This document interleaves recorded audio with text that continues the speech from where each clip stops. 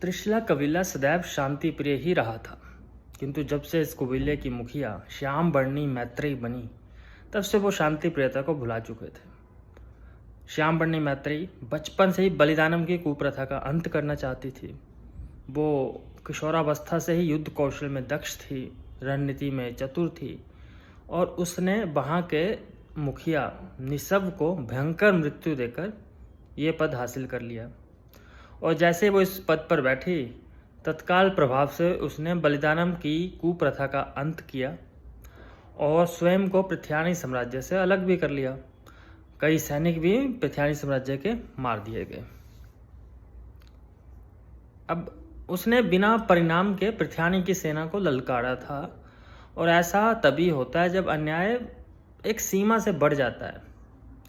वो स्वयं को और अपने कबीले की युवतियों को बलिदानम की कुप्रथा से बचाना चाहती थी, और उसने सत्ता जो हासिल की थी वो इसी कुप्रथा के अंत के लिए की थी। उस समय वहाँ पृथ्वी के शासक चरिपाक्ष थे। तो चरिपाक्ष ने जैसे ही रुद्रा शांति वार्ता का प्रस्ताव लेके कबीले की ओर आए, तब चरिपाक्ष ने उसे वर्तमान स्थिति से अवगत कराया और सचेत किया कि मैत्रेयी बहुत जिद्दी है, हमारा कोई प्रलोभन उस पर काम नहीं आएगा। तो रुद्र ये सुनते ही बोला, प्रलोभन की क्या आवश्यकता है, हम यहाँ तो उनके कष्टों के निवारण के लिए आए हैं। अब चरिपाक्ष फिर से बोला, जो वहाँ पृथ्वी का प्रतिनिधि था एक तरह से उस कबीले को देखने के लिए, वो कहता है, युवराज आप सचेत रहें। तभी उसने सामने की चोटी पर स्थित राजभवन दिखाया, जहाँ मैत्रेयी संपूर्ण कबीले पर, त्रिशला कबीले पर शासन कर रही थी।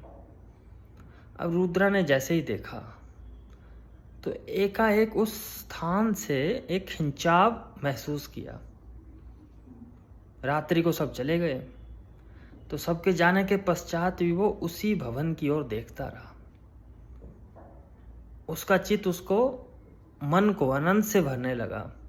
ऐसा लगा कि शरीर की हर कोशिका प्रसन्न है और उसने अपने भीतर आनंद का समुद्र पाया।